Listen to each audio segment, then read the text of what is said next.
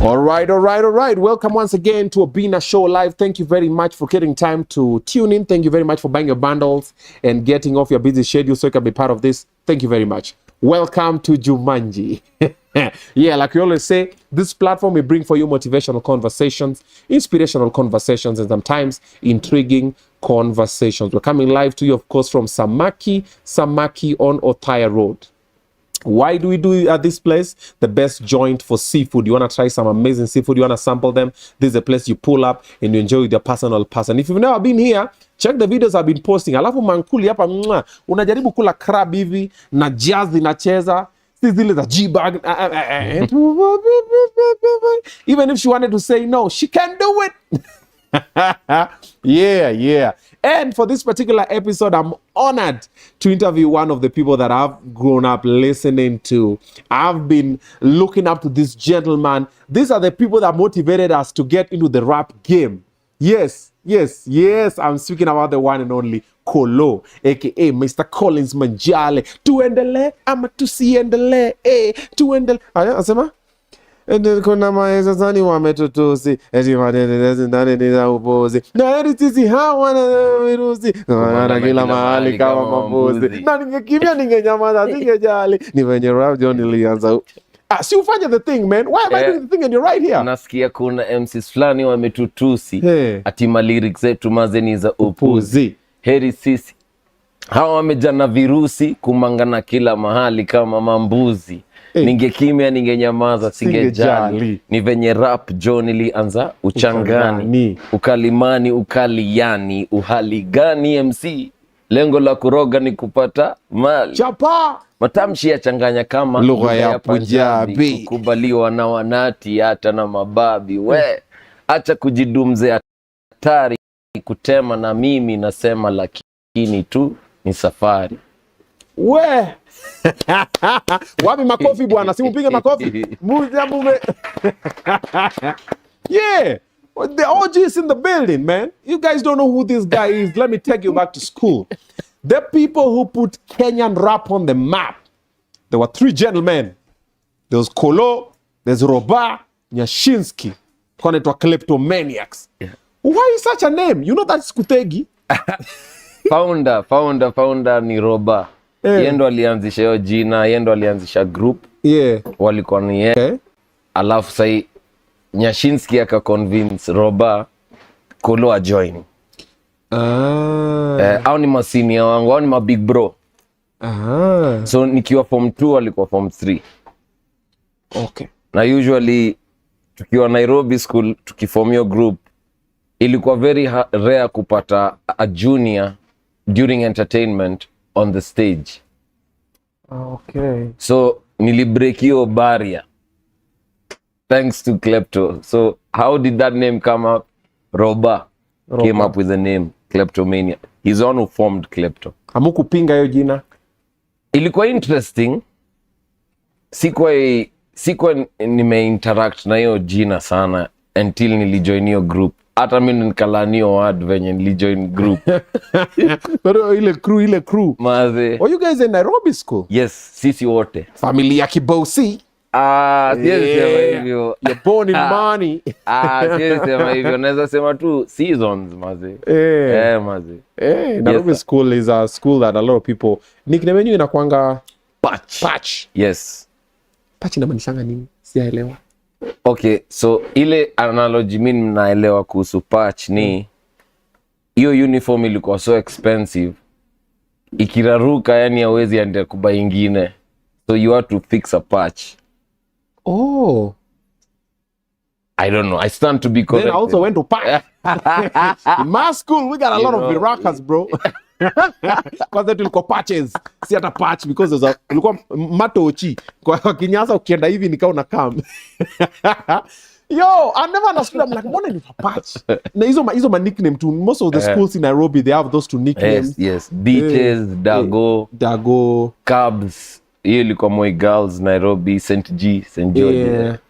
Sisi kwa Chula Imbo, just Chula. Yeah, we were a school bus, man. Yeah. Yeah. Yo, so that was the Patches thing. Yes. Oh, Patch. Yes. Okay. But formerly Prince of Wales School, ilikuwa first Kabete Boys High School, founded in 1901. 1905 ilikuwa pali Nairobi Primary, currently iko, but kumove west ilisetiwa up in 1929. Okay. Just to cater to 80 boys. But ikakuwa ni 800 boys by 1938. I think so. Yeah.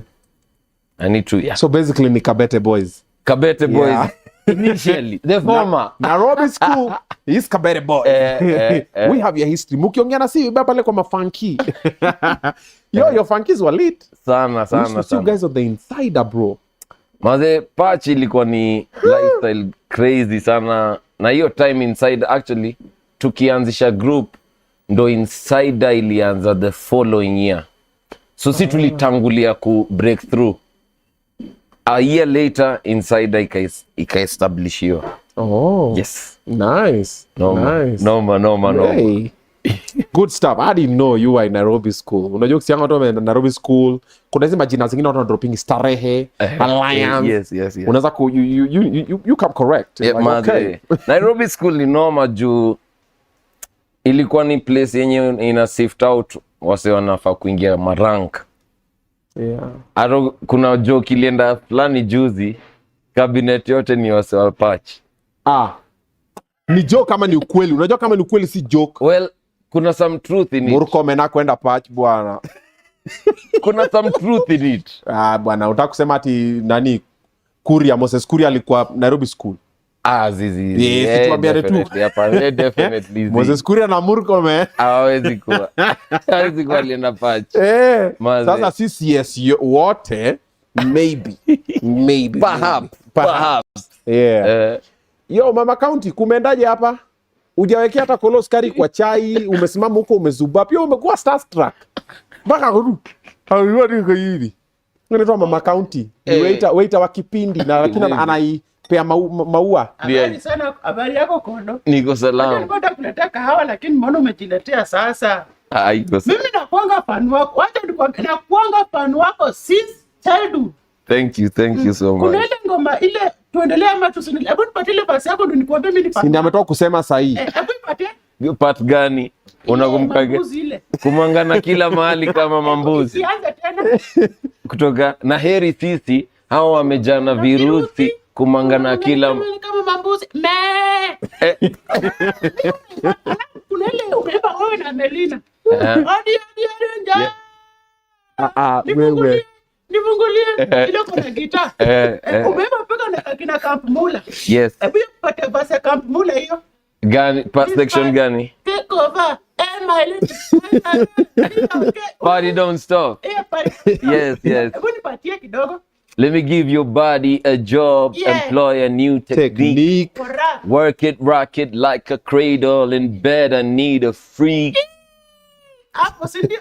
Wait a minute, let me clarify the way you maneuver. I can't deny. So scream on top of your lungs, from the top of the lungs, and maybe I'll pacify ya. Hey, oh my baby, it ain't over. No fat lady. Bless. Kijiko kimoja tunaomba. Hapo kimoja tu tosha. Utajikorogea? Ama nikukorogea? Iko sawa, nashukuru, asante sana. Enjoy. Thank you so much, man. Bless. Thank you so much. Mama County. Respect. Mungu akubariki. Hapo sawa. Pia ufundishe huyu venye watu wanapata ndevu. Naona wewe akipoteza kazi. Ako sawa. In this show, we give back to the society. Yes, sir. He's one of... He's been given back to the society. Will the society accept him back? Tunathalia ma orphans. Ako tu sawa. Yo, but my G, to cut a long story short, yes sir, I started seeing Nairobi School Patches. These are my nickname, Chago Latinese, and Insider. Then when Insider started now moving, when Kleptomaniax came, you guys were making the headlines as a team. There are times you mlikuwa mnapigana na bamboo. Mlikuwa ngangani na bambu? Tuko napigana na bambu. Kulikuwa na miscommunication kuhusu sound na culture yetu. Okay. Yeah. But yeah, man, it was just one of those hip hop. Sema battle. Atufanye kapuka. Sijui hip hop, sijui nini. But the industry was buzzing and a lot of things were happening. Yes.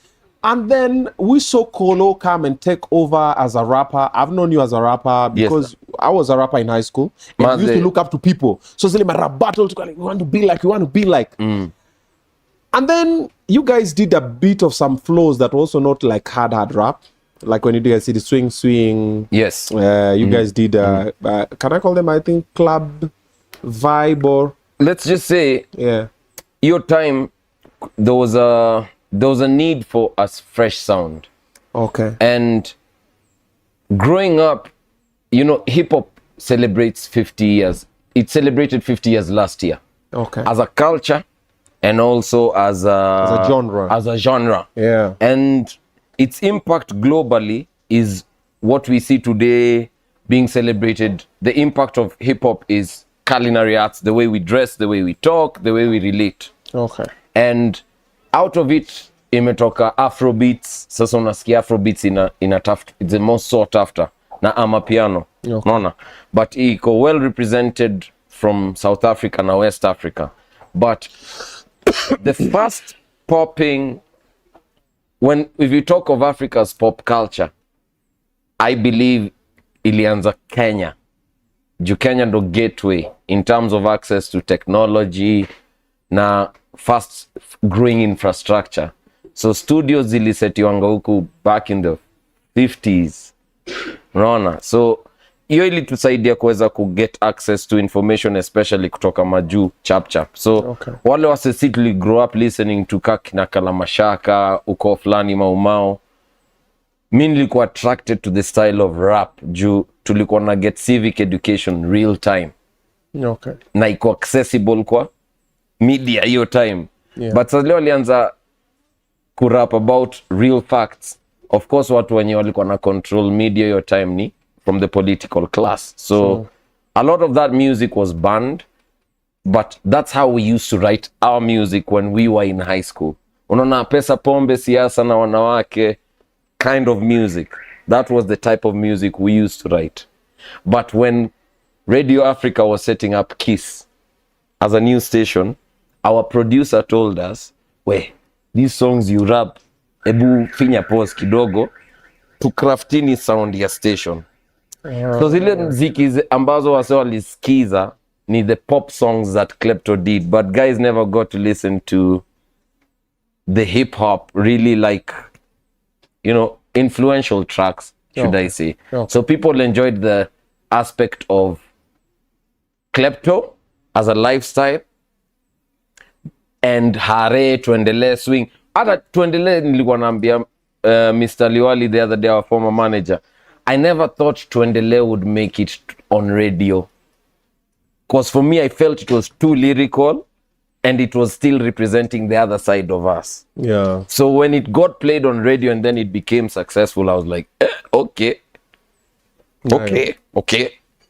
Sawa. Yeah. So basically.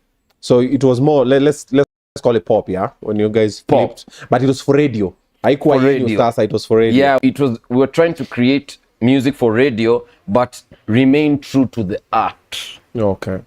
And you find that many people who make music, pop, are not necessarily true to the art. So the impact of that is that they're unable to do shows.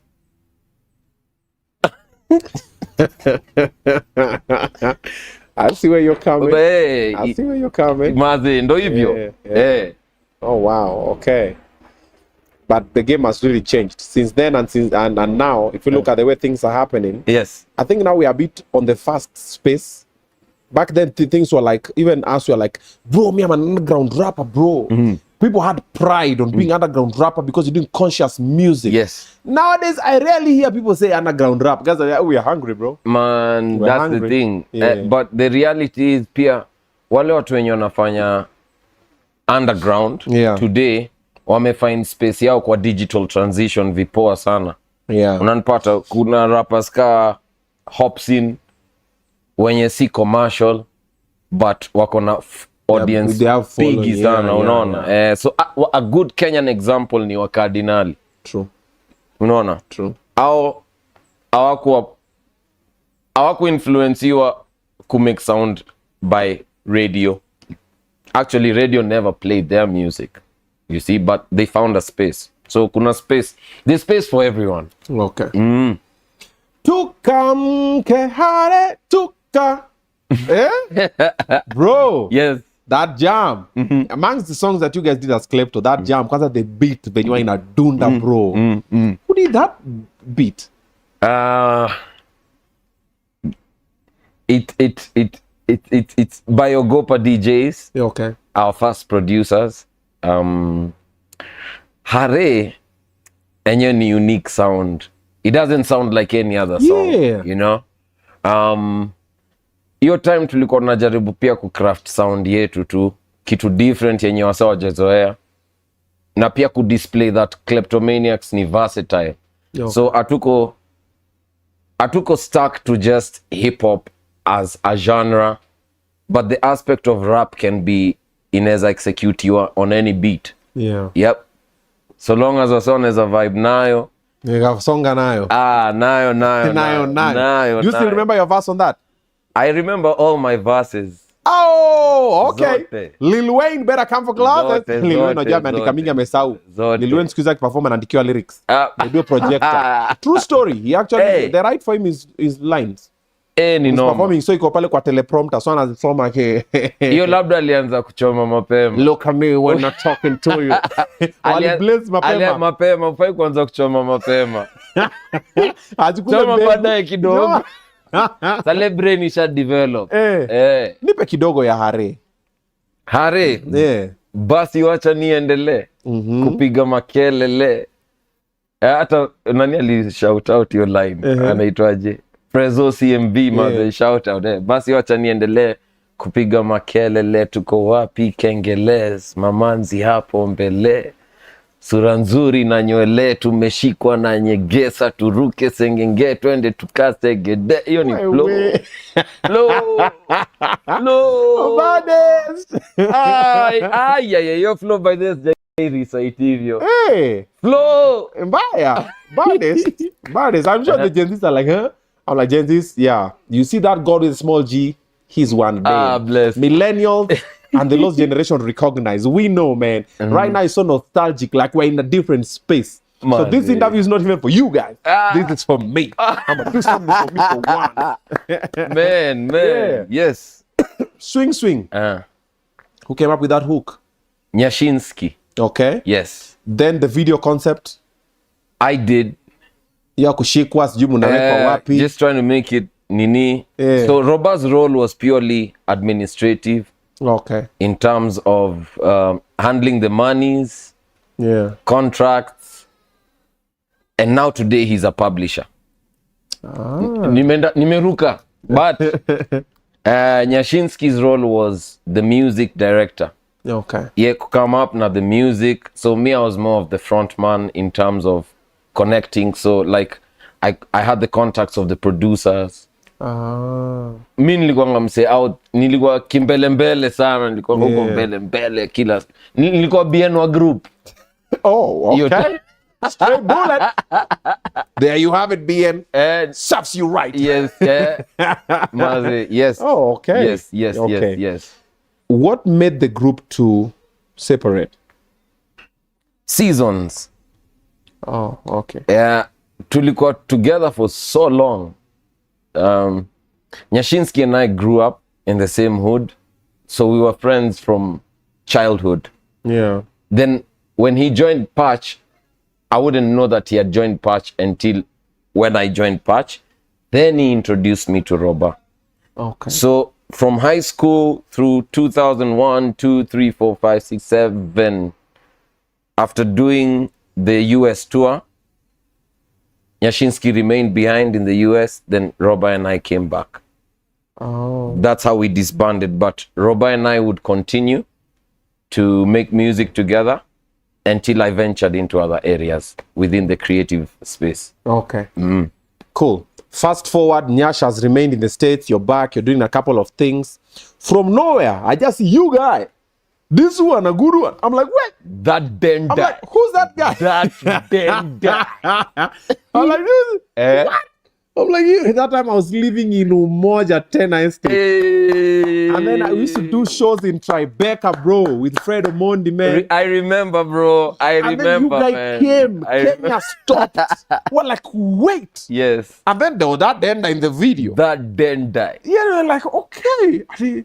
Basically, to create social lights for Kenya. Yeah, you platform. gave them an avenue to show that vendors could actually pay bills. Yeah, man. Yeah, some of them just used to sit on them. Right nowadays, yeah, they're flying planes, baby. Yeah, it actually came. True story. True story. Yeah, this one came. You made socialize, realize, wait a minute, you got a big booty. You can pay bills. They're like, yeah, we just thought this thing is too heavy for no reason. Yeah, and Vera took off. Like you guys made Vera's career. True because story. From that video is where we knew Vera story. from. Yes. And we're like, who's that? All right. Maze, kwanza Vera owes me like a lunch or something. Yeah. Yeah, man. No, Vera. An air ticket. Yeah. Yeah.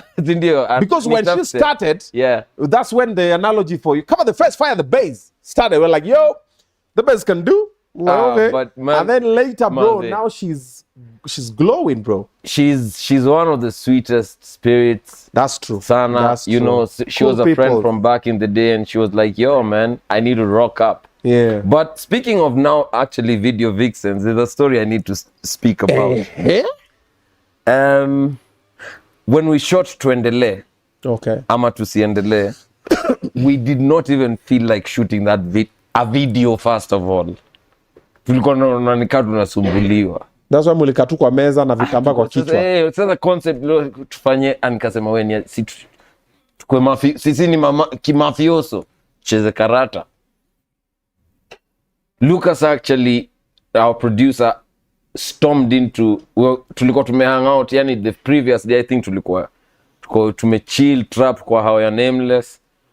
Alafu kidogo Lucas ameingia amesema wewe ni aje tunashoot video sahi ya hii song Tuendelee. Ambia sasa tunashoot video kwa nini?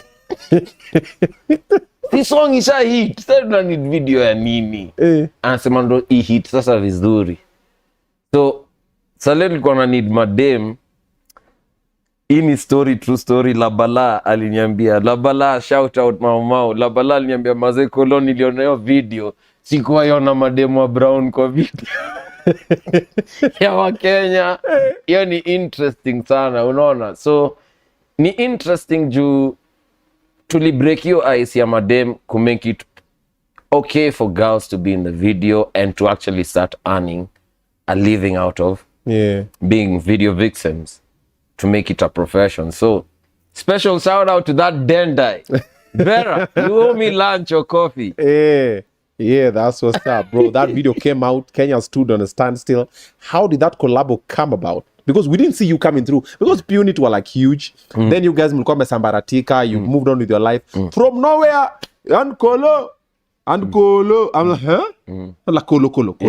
Yeah. Collo Kleptomaniax, which Collo? Yeah. Then you see the video. Then you killed it. Yeah. Who came up with the concept? How did you end up in the jam? So after Klepto disbanded and Roba and I tried, we actually did a project together without Nyashinsky. That's when we launched Pangoma. That's how he blew up. And through Magnetic, Psycho, and then now he came and worked with other artists. He was working also with Wakimbizi. Shout out to Mariko and Filter. Sorry, I digressed. Creatives, man. Back to how you guy. Yes, that so Dendai came about. At that point, we'd met Frasha na... It was Frasha and Bonai. Walikuwa ni tumeenda show kitambo. This is, I think, 2004. Okay. We were in Athi River at a show, a university. I can't remember where. What the building, what the location exactly, but I know it was somewhere around Kiteo at the river. And Rasha na Bona walikuwa mafan tu mekam, so we hit it off. Wakasema wanajisikia kujoin industry, so later on waka meet na Gabu. Okay. So after Klepto disbanded, there was a vacuum for a group. And our manager then, Paki Liwali, ended up managing P Unit. And because I was so used to be in a group, we started hanging out a lot with the P Unit. So we did a couple of shows together, including in Juba. There's a show we did in Juba.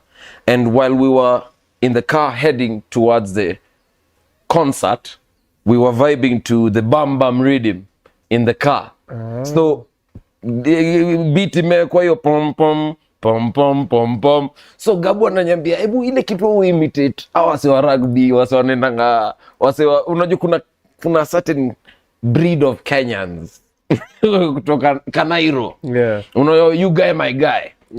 Which were more kind of souls. We saw those chiles. Those Nguanyes. Those Nguanyes. The Benzo, you know your mama, you guy. Mad, you guy bana. You know my mama is your mama. But you guy bana. So when we were trying to bring that aspect out of the culture, Gabu was like, "Ebu sema you guy. Ati wanasema ngademni that dendai." He can give you a good one.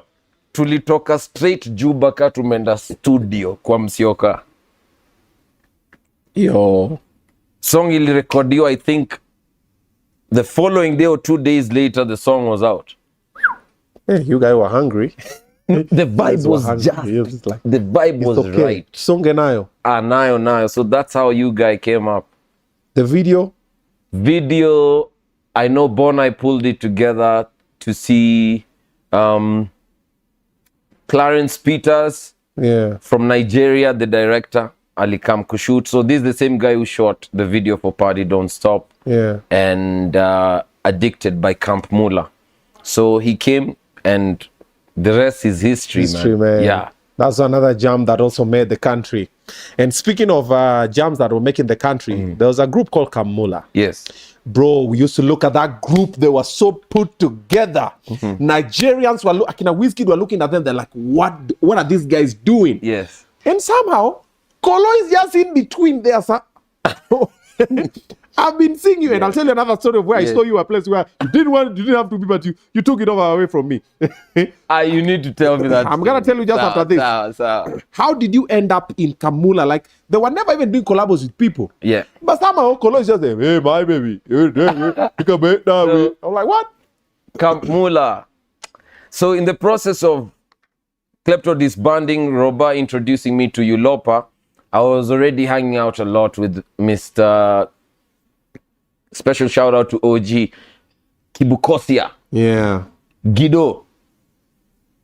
So Guido Kibukosia is music royalty in the Kenyan music space because his father was part of the commission that made the national anthem of Kenya. Okay. So Guido Kibukosia is the father to Kusma, the producer of Camp Mula, aka Marcus Kibukosia. Okay. Marcus and Ulopa are cousins. It's family business. It's family business. So because I used to hang out a lot with Guido, now him is an OG, is a big brother figure. Guido and the late Bruce Odhiambo were very good friends. So in the process of hanging out, I met his son, Marcus, and he would come to the studio and then introduce us to his friends. Now, Miss Karun at that time, Teo Tripper, Sharperman. And because I was hungry to collaborate with the younger generation and bring that out and export our culture, I was very keen to bridge Safaras and Odis with Mababi na Mapunk to come pamoja. So I would have done my verse in Swahili effortlessly, but I also needed to show Kenyans that we are an English-speaking nation as well. Na kama unaweza rap na English, si rap na English. Unaona? Nayo. So nayo tulicook. I was either supposed to be on Addicted or Party Don't Stop. But even at that time, Marcus was still in England. And he sent Party Don't Stop as a school project. He was like, yo guys, this is a school project. They asked me to create a beat, an African beat. So Teo Tripper asks me, which one do you want to be on? Do you want to be on Addicted or do you want to be on Party Don't Stop? I chose Party Don't Stop, but I helped write Addicted. Okay. So that's how we came about with Party Don't. But there's a couple of artists who are watching this. Yeah. And just so we can give them a small lesson, what is it that Kamula were doing right that most of us don't do right? They were First ahead of all, their time, bro. they embodied the meaning of swag. Yeah. It was, they are born in it. And you know, after experiencing their music and hanging out with them, I had no reason anymore to listen to songs from the US. Because like, see, we have guys, see, we have ours here. Yeah. So they were very critical in shaping the African sound in terms of flair. So that's why you see Wizkid had to take a flight and come to benchmark. Yeah. But the benchmarking was being done from way before. Two-Face used to benchmark in Kenya. True. P-Square benchmarked here. So when I'm saying Kenya is the springboard of revival, the cradle of mankind, it's God's resting nest. It's the Hope Nation. So there, if we're 54 million people, those are 54 million hope stories. And Camp Mula is just one group. That's one of them. Yes. What did they do wrong? Because they broke up in the end. What did they do wrong?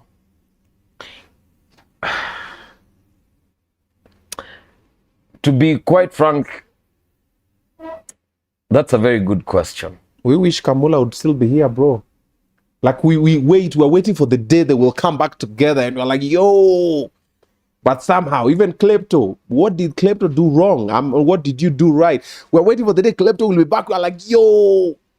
But there's about Klepto and coming back.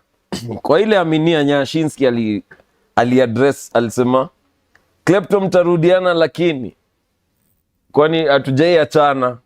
Seasons zili change. Yeah. But I mean ati tuliachana. So in terms of us coming back to do a project, question is there a demand? Robert asked that question in a conversation I had with him and Nyash on something called The Flight. So is there demand? Yes. Demand means if a celebrated Nigerian artist is doing a show in the UK at O2, and they can fill O2 up with 20,000 people, right? If Klepto was to do a show, let's confirm 20,000 people. Then I'll know there's demand. Okay. So without 20,000 people, let's just leave the brand where it was on a nice high. Because if we try and do a project and there's no demand, we can kill such a good thing. Okay. In the name of trying to do a project together. So Camp Mula? Camp Mula,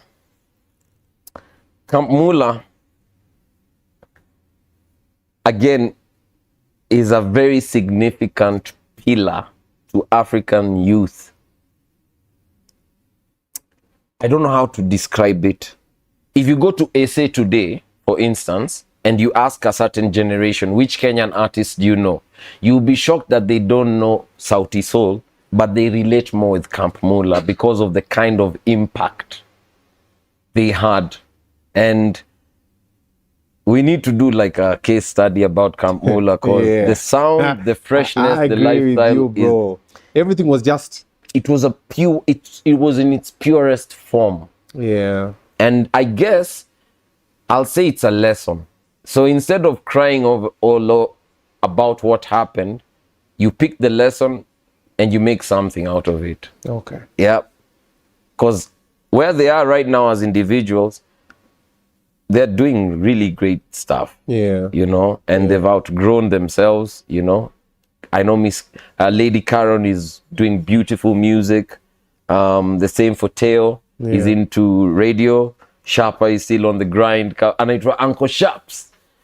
Kibukosia Marcus is also still, you know, reinventing himself. So special shout out. I thank God for that opportunity to be able to collaborate with such amazing artists such as Camp Mula and all of them, Punit, Amelina, Sheila Monyiga, Stella Mwangi, and so much more. You've been around the block. Man, they've been here for a minute. Been here for, that's hours, bro. That's not even a minute. And we just getting started, man. Yeah. Man, all right, so enough about Kamula, enough about Kleptomaniax. Now let's talk about Collo, Mr. Collins Manjale. Now, I want to come back and talk about where your career is going. You were on a hiatus of sorts. Yeah. Kidogo, you stopped doing music, we were not seen. And then you took bread I want that story. What's that story? Kola alinyang'anya kazi. Kazi gani? Pesa. Ilikuwa pesa mingi. I was very angry at you, bro, for a very long time. But I was like, because of his talent, I will tell just do me it. This story now. I'm telling you this story right now. Before I tell you the story, quick one. We are doing a tour around the country, myself and them on Facebook. I'm coming around. I'm tagging along Juakali. I'm tagging along Eric Omondi. I'm tagging along Leshao. I'm tagging along DJ Queen and many other comedians. Narok this Saturday, 17th. Get your ticket. That is madfan.com. It's going to be crazy. Nakwambia, sherehe inaenda kwa pale, babu kubwa usikose. Useme sikuwa nimejua nifanye nini. Get your ticket madfan.com. Besides that one, ukiingia pale kwa ground, enda pale Emirishoi Gardens. Chukua ticket yako hapo. Enda kwa reception, mwambie ni aje, mimi nataka ticket. Utamlipa, atakulipia ticket teketeke kwa simu, akutumia ticket yako uende nayo. Okay? Club Elevate tuko hapo from 6 p.m. until 10 p.m. Comedy tucheke, Obinna Show live tufanye live kwa ground, weekly show tufanye live, comedy ipambe, alafu mziki. Alafu after hiyo tunaenda after party. Sasa hapo Emirishoi Gardens mpaka kuche. Ni mimi tu na mtu. Mimi tu na mtu wa mtu. Na nimesema bwana wa Masai, tukifika kwa ground hakuna bibi ya mtu ero. Hawana iko bibi ya mtu. Mimi sitaki nimekumba toto alafu mtu ameruka juu na shtukia turungu. Msikue hivyo. Mambo ni mengi. What happens in Emirishoi remains in Emirishoi. Alrighty? Besides that one, I just traveled to Uganda and I finally realized that Uganda is not just Kampala. There's so much that is happening in Uganda. You can be part of this. There's an amazing thing that is happening with the Ugandan consulate. So you need to check out this video, do the needful so I can see you there. Isikupite. Usifikire, Uganda tu ni Kampala. Hey, there's so much that is happening in the tourism sector in Uganda. Check out this video. The Consulate General of the Republic of Uganda in Mombasa, in conjunction with key stakeholders in the tourism industry in Uganda and Kenya, is organizing the 3rd Uganda-Kenya Coast Tourism Conference and farm trips to take place from the 20th to the 21st at Spek Commonwealth Resort Munyonyo in Uganda. And the conference is going to be preceded by a farm trip in Uganda by a selected number of tourism stakeholders in Kenya and a golf tournament between Uganda and Kenya on the 9th November 2024 at the Kampala Golf Club. After the conference, selected tourism stakeholders will go on a farm trip to the Kenyan coast. Join the conference and the farm trips to network, collaborate, and synergize in line with the concept of complementarity between the tourism products in Uganda and Kenyan coast. Register at www.thetourismconference.org. See you there.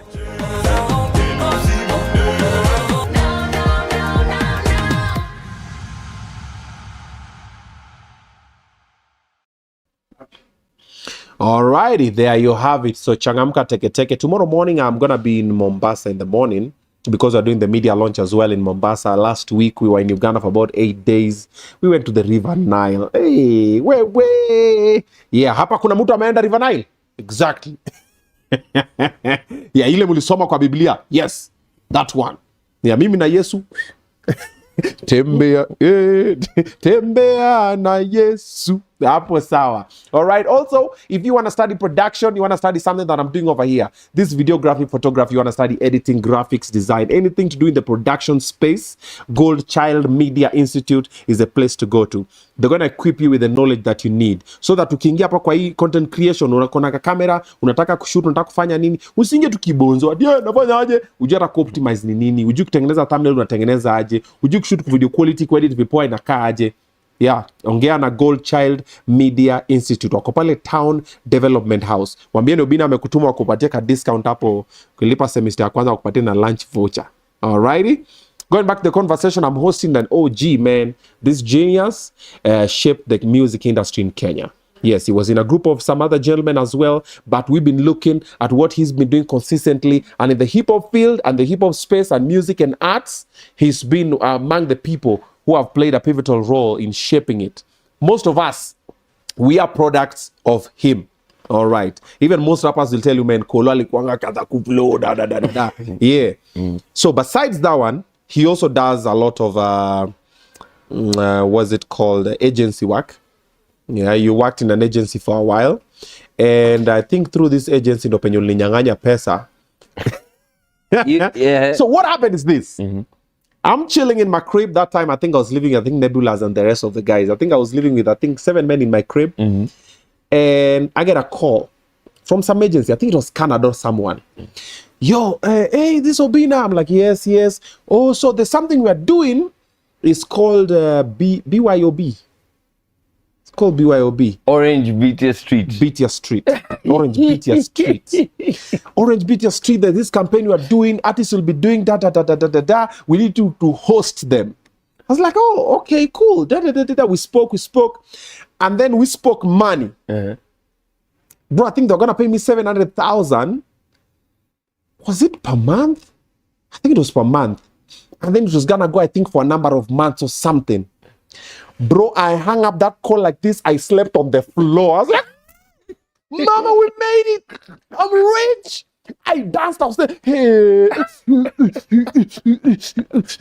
I peeped on the window. Nikangalia kwa kanisa Blueberry kangu nasema, bro, I'm about to upgrade you, man. Mercedes Benz, you're coming. Yeah. Nini. Relax, bro. I was like, hey, I'm sweating. Palms are sweaty. I'm over there. I'm like, yo, we're about to make this money. We're going to be a sour. So we're going to call you, I think, the following day. So you follow up with the paperwork. Nini, we signed this. Nini. We spoke with the team. Everybody said, Obinna, you're going to be the host for this thing. I said, cool. Bro, I was happy. Called my mom.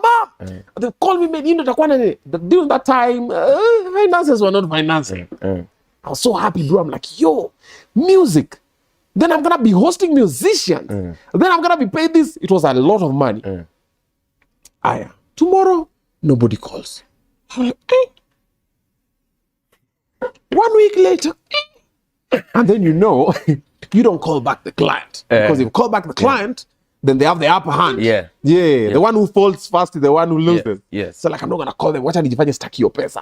But nilikuwa naangalia simu, nalala nimeka volume yote. Lakini nakulika kwa siku ndashika. Bro, I think after 2-3 weeks, something like that. Kuna siku nimeka hivi kwa simu, I'm watching TV, naona Orange Beatia Street. I remember your introduction like it's yesterday. Ulingia hivi kwa stage. Yep. I'm like, son of a... I'm like, what? He's not even an MC. He's a rapper. What? Like, yep. What's up, buddy? I'm like, wait, buddy, people. What? Look at this. What's it? Look at this nigga. Like... And then you went on to host the whole thing. Yes. I never watched it because I got beef with you. I was like, start watch like nini. So I started doing my research. It's like, how did he get this job? So I was told, a little birdie, you are working with the agency that got the deal. Now you are part of the creative team. No. Yeah. Actually, I know for a fact that Orange could not have been an account at the agency where I was working at that time. Okay. Because another telco was the main account. Okay. The guys who got me that deal is a gentleman called Kuku. Huh? You know Kuku, the dancer. Kuku jabana we. Uyo. So that's mix. Ian na Kuku Oh, man, I know Ian. Yes, they used to dance with the Waire. Yeah. Now, at that time, I think Kuku had a link with a certain production, the production company that was hosting the South African production company to shoot the ad. So Kuku convinced the production company that Collo should be the MC. Kuku, man. That's what happened. No wonder I don't like chicken. Bro, somehow, bro, I was angry, bro. I was like, yo, man, 700,000, man. You guys put me in depression, man, nigga, man. Pole. Damn. On behalf of Kuku and BT Street, pole. Lost the deal, man. Pole. But, Took me back. but ilikuwa tamu. Bro, don't push it. Ilikuwa tamu. This show is Obinna Show. Don't push it. I know ilikuwa tamu. Tulienda. Let's not talk about it. I don't want to know kwenye mulienda. I don't want to hear it. Bro, I've not healed. Sa mapadiem kwanza na I'm yet mani. to heal. Bro, they told me all those things. Why was I dancing in the middle of the sting room? Bro, I've not healed. Let's not trigger Not that trauma. Yeah. Sawa. Ulikula iliisha. Tuachane nayo. Sawa. Yeah. Sawa. Mimi nangoja Safaricom beat ya street. Sawa. Amen. Safaricom. Nimatupia mention hapo. Fanyeni mambo yenu. Nipate Collo na host.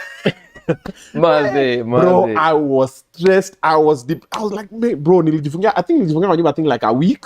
Interestingly, from your show, niliget kumit. Unaona huyu, he's a good rapper right now. Stone Jiwe. Stone Jiwe used to do dance, just dance. Yes, he was a break dance, B-boy. B-balling. Yes. So that's how I ended up meeting him, and then we clicked. He told me that he's really interested about rap, and see where he is now. Bro, that guy is writing. Nimbaya. Shout out Stone Jiwe, man. Anairushaka yo Jiwe. That guy is writing. Mubaya. Think. Yeah. Anyway, so we can move away from this traumatic experience. Something good came out of that. No, you missed Stone Jiwe. I didn't miss Stone Jiwe. That's for you, bro. That's something good for you. That's not for me. Clearly, I didn't get nothing from Orange Beat Street. But I got stressed and depression. Maybe hata nyinyi mliongeza mtoto mwingine. Unajua when a man lacks purpose, they distract themselves with pleasure. So clearly I was like, I'm not gonna get this Orange Beat Street, but this story looking kind of fine. Come over here, mama sita. Nikamaliza huku bana sasa wana watoto. You see, bro, iko sawa. But congratulations. Thank you. It was well deserved. Thanks. Now, fast forward, I saw Orange Beat Street, something happened. Then from nowhere nikaona Collo ameokoka. Tuka zile okay. Most Kenyan artists, they get born again when they realize the money is not money or the fame is not faming. They're like, wacha niokoke ndio watu wapate alafu na backslide nini. I'm not mentioning Willy Paul, but yeah. I'm not mentioning Bahati. I don't mention names. Yes. For the sake of we don't have no lawyers. But ukokoka. So I've always wanted to ask you how, because there's a time we met and I don't remember what we were talking about. But bro, the way you're speaking, I was listening, I'm like, yo, this guy, man, the information and the knowledge and the eloquence, the way you're putting it out, I was like, he's saying the right things. But at the wrong, I think ilikuwa usiku tulikuwa tumekutana wasanii wawili watatu somewhere. Yes. I was like, I wish you could project this. I think I remember that day we linked up. This was before Taj Mahal was brought down. Was it that night? A gig where Nani Timid was performing, Naiboy at was the rooftop. Yes, I remember that day. You told me that thing and I took note of what you said. A couple of years ago. Yes. But I was looking at him like, whoa, this guy's saying something. I wish we would talk about this on the public. But now, yes, I on the media house, so let's talk about it. Yeah. So now we can talk about it. Yeah. So we're gonna talk about that one. But before that, you being born again, what happened? Well, how did you meet Jesus? After agency and everything I experienced, and after the experience I had within the music space, a man always gets to a point where you need to cross-check on your wellness. And because Collo is all about music and wellness has its dimensions. from physical fitness to mental health to spiritual wellness. I decided to pursue my spiritual wellness. I think that's when the awakening came. And just away from knowing of Christ, I decided to receive the mindset that we refer to as Christ. You know? And so I was raised in a Catholic background. A Catholic family home. And I got to experience Christ away from the Catholic faith, you know? So I tried something different. And so, you know, I seeked spiritual mentorship, and it was just the right time for me because I was also battling a lot of mental issues, you know? And the first place I needed to deal with is the spiritual aspect of it. And that's when I got to receive Christ.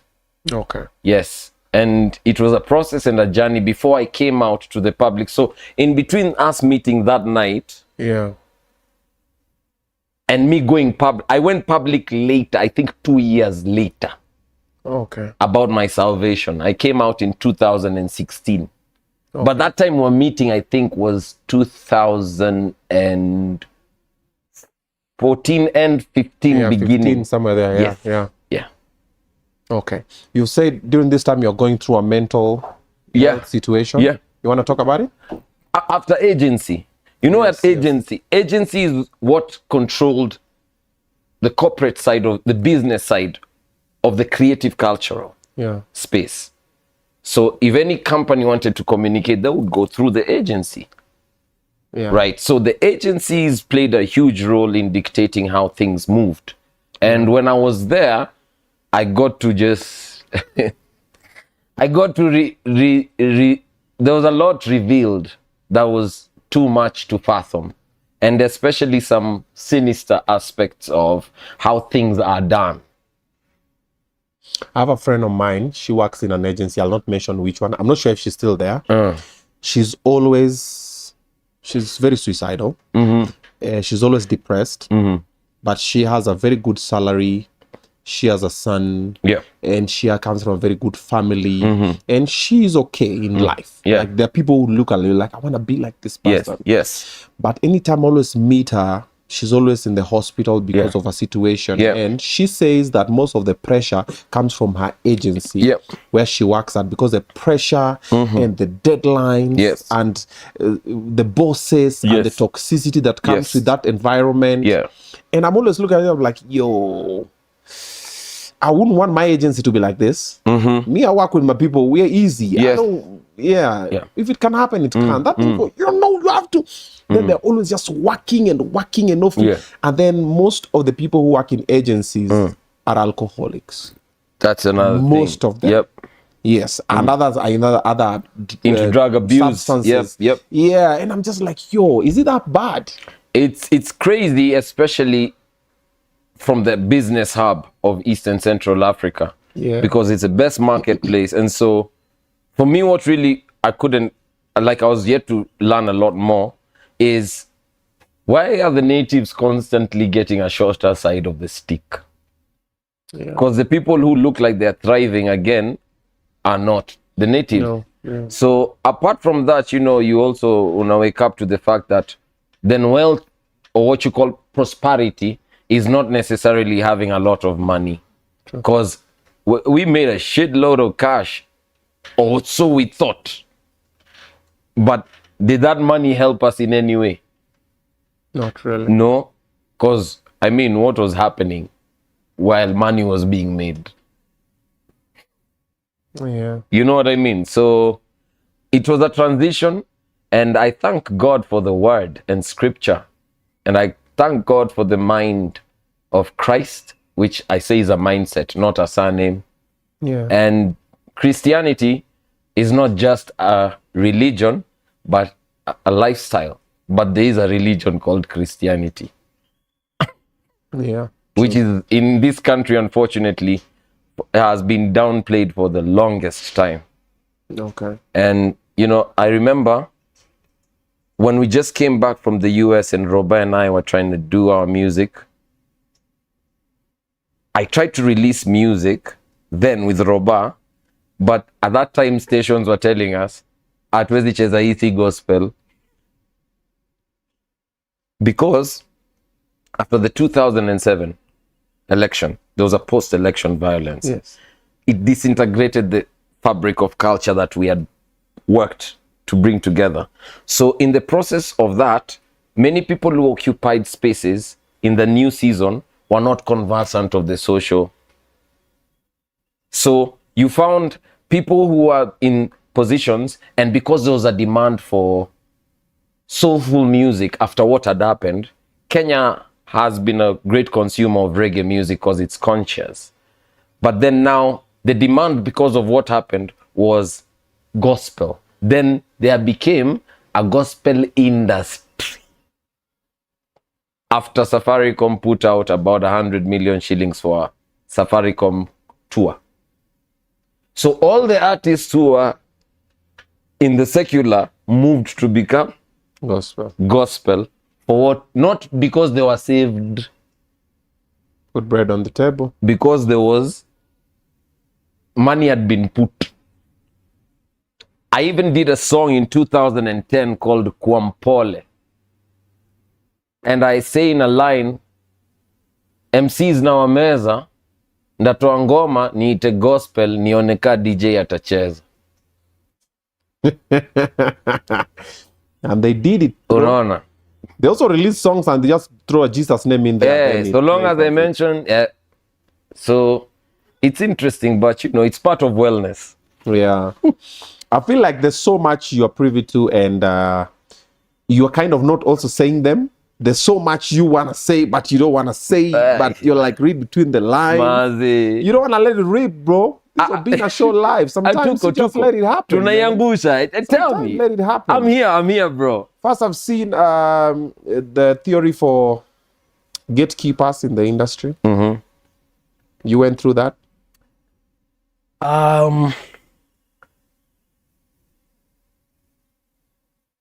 I wasn't focused on that distraction.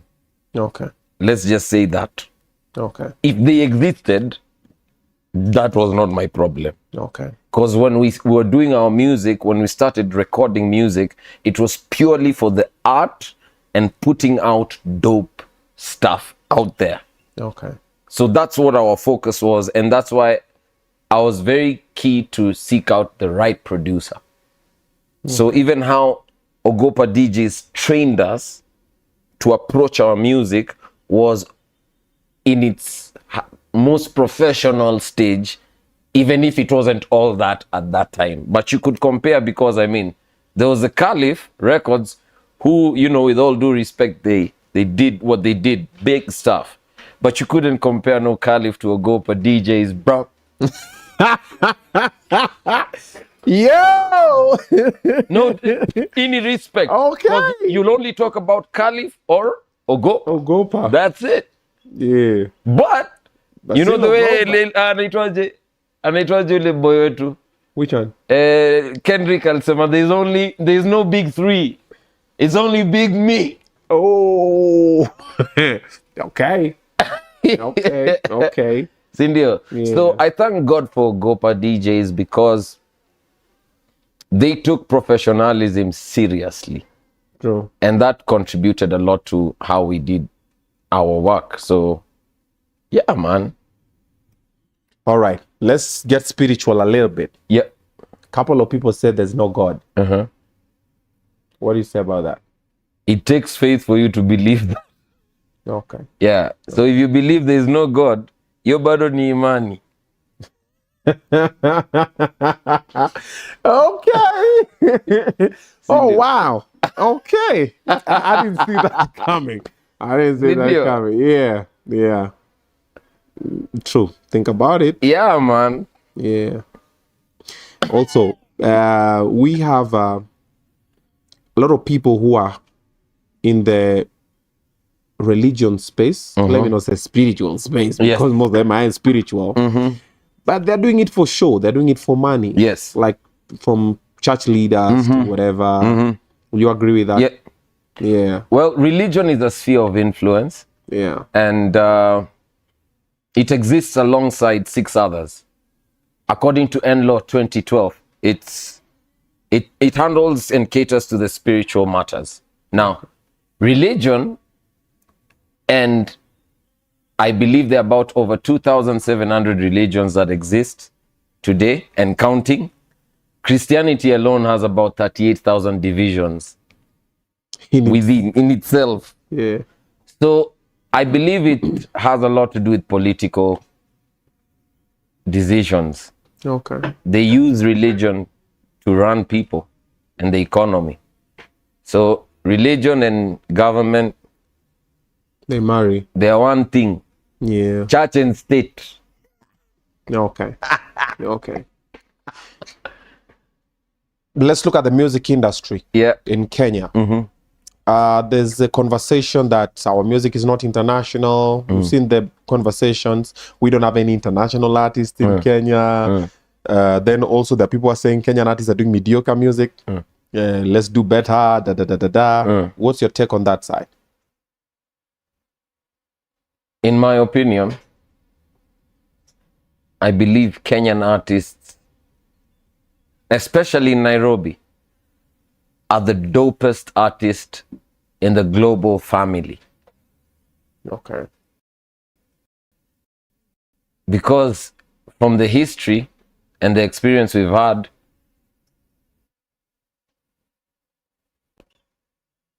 we're in a country that everyone wants to be a part of.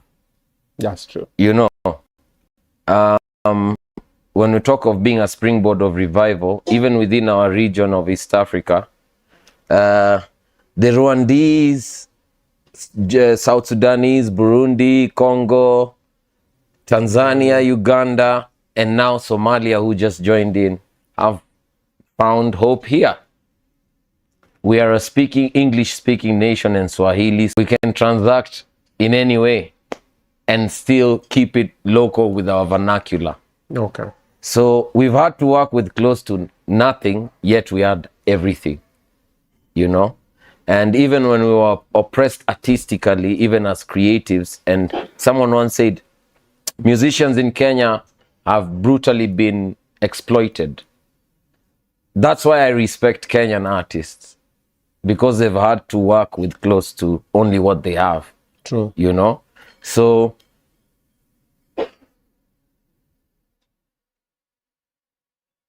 in the Baroque period of music, you know, the way you have medieval times, Baroque time, Renaissance, then classical era, then into the Romantic and into the blues, those eras.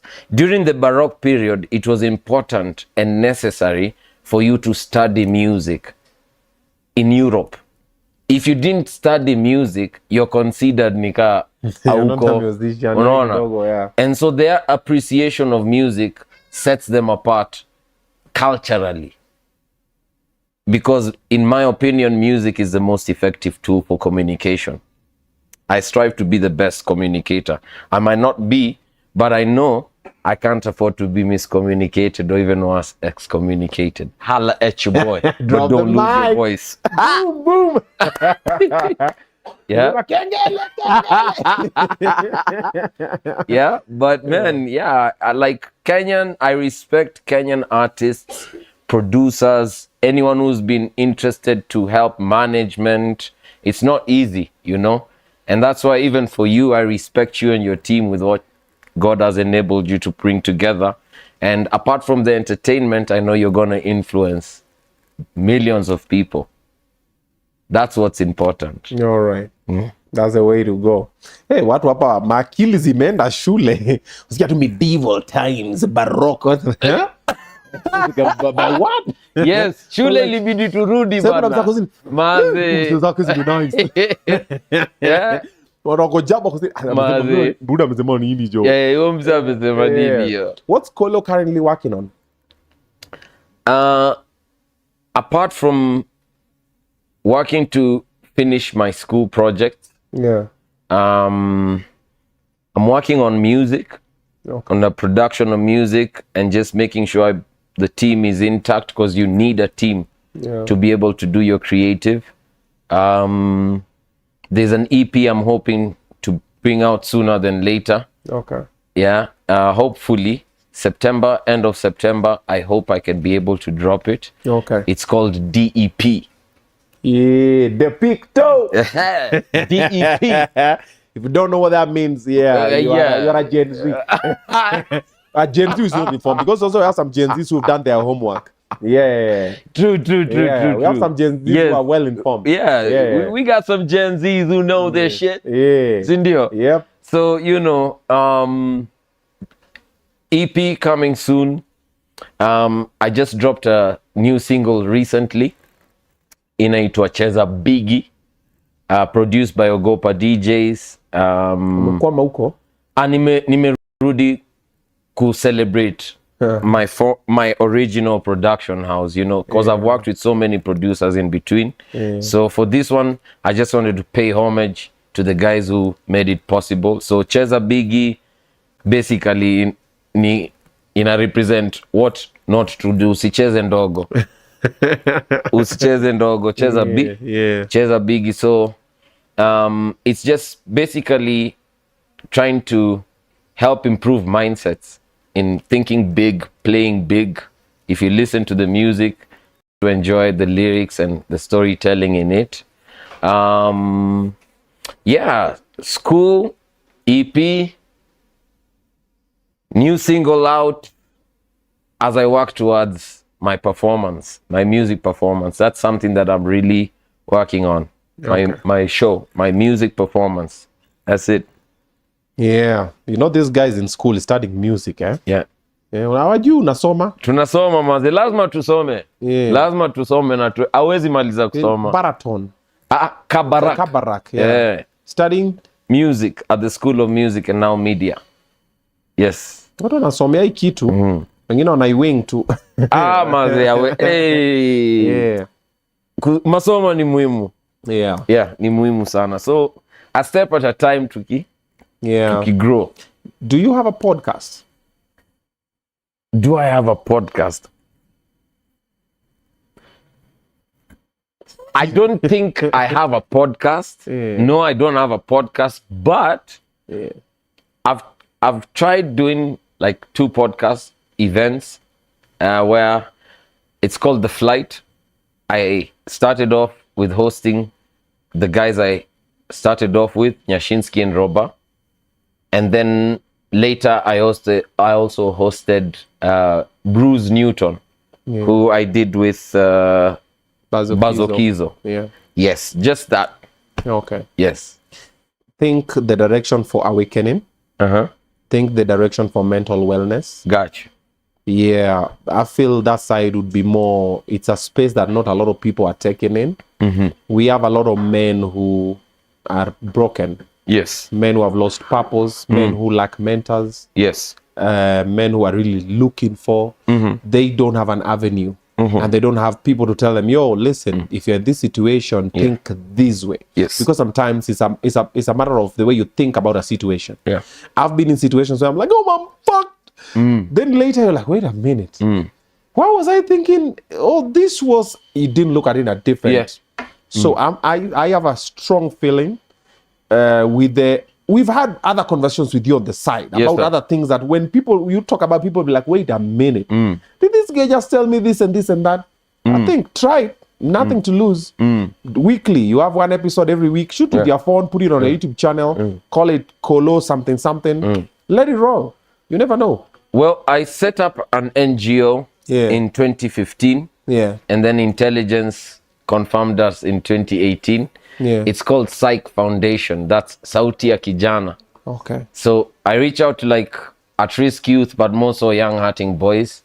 And I'm interested to seeing how we can improve their mindsets, especially around their arts, as we address the issue of mental health, especially for men. So, mini boy child ambassador Rosafi. True, me too. Yes, sir. Yes, sir. So, about that, the mental health conversation, if it's in God's will, it should be introduced on a school level so that the kids start talking about it. And not just in schools, but also in the parliament. Because when you think about the sphere of influence called government, for instance, and the elephant in the room when we talk of the economy, finance bill, our country has faced for a long time poor governance and colonialism. And perhaps this is because they've never talked about mental health. You know, even for the boomers, for the Gen X's, as a millennial, I only got to talk about mental health actively from 2018. That's when like that awareness literally hit my mind in 2018. So it's a conversation that needs to be ongoing, and it's a serious conversation, and not just the aspect of we need to dig deep into the behavioral, or if it's something to do with a brain disorder, we unpack it slowly and not make it try and look like this thing that people are painting. Let's not stigmatize it as well. Yes. Alrighty. There you have it from the one and only Mr. Collins Minjali. DEP! Dope, expensive, and precious. That's what's up. Bars. You give me the energy for TID. Energy. TID, anawana hiyo vibe, anakuwa tuko. Nampenda sana. Ule kwanza naweza penda tupige collabo. That's what's up. That's what's up. Sindio. Thank you so much for coming through. Thank you so much for hosting me. I've really enjoyed na film zetu simalize tuendelee. We should hang out more. I always feel wanaume usema, bro, tupatane, tuongee, but we never get to kuongea. Mimi naomba volume 2 ya hii. That's what's up. We do a volume 2 of volume this 2. One. Yeah. There you have it. Say less. You're talking to the CEO. Amen. I don't gotta console nobody. Okay. Maybe your mosh.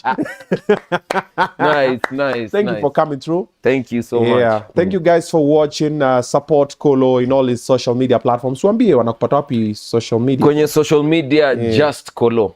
JUSTCOLLO. An underscore for TikTok and on X an underscore. So JUSTCOLLO underscore. But on IG just Collo. JUSTCOLLO. Website collo.africa. Yep. Weka kiatu hapa. Mguu ya left ipande hapa. Tulisahau kufanya tukianza. So all the guests, we have to check the shoe game. If the shorties, they do 360. They're actually writing here, shoe. Angalia hizo comments. Wanasemaje hapo chini? Shoe game. Ni Tuendula. No. Weka mguu hivi. Sasa watu wafupi kama mimi. Hiyo ni set tu hapa juu. No, you're the left one. So when you make just sit back. Yes, lean back. Then put the left leg right Ndula. Yeah, like that. Boom. Hivyo. Sasa ile kamera ifanye mambo yake. Fire man, that's some fire. Clocks me prefer. Clocks for the summer. This a clocks for the summer. And this a clocks for the winter. Mtajuaje vibes ametoka. Vibes on vibes. Fire. Hey, looks so nice over there. Bless. Dope. Thank you, my brother. Thank you. I'm seeing you guys in a short while with an amazing couple. You guys love them online, man. These two mapenzi yao inafanya tunafeel zile. Kwani tumekuwa napendo na kina nani? Tumekuwa napendo aje? So nataka kujua mama mapenzi ni nini. Next up, in the next less than 10 minutes, we'll be live. Thank you so much, DEP. Shalom, mulembe. Tembea na Yesu. Mulembe muno. Hapo sawa. Hapo sawa. All right.